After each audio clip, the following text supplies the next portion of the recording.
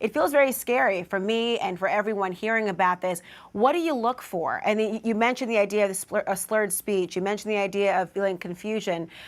Is there a certain window of time? I know if you have a stroke, there's sort of read the signs and there's a window of opportunity. Blood thinners are supposed to be provided in some way to give you a chance for survival. Is there a window in which you need to get to the hospital if you're feeling this way?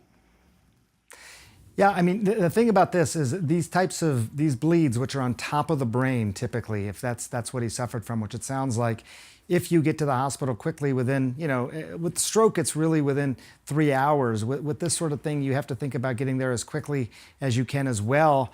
If you can take the pressure off of the brain, simply by removing some bone, removing this blood collection, take that pressure off the brain as quickly as possible, you greatly increase the chances of survival. I mean, it's just as simple as that. It's just basically, it's a pressure issue at that point. Again, the brain has nowhere to go because it's encased by bone.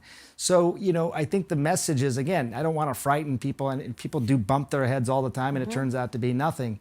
But if it's a severe blow to the head, if you have some of these symptoms, again, I'll just say, worsening headache, confusion, nausea, vomiting, slurring of speech, anything else that's just unusual like that, if you're on blood thinners, and especially if you're an older person, those really do increase your chance of developing something like this.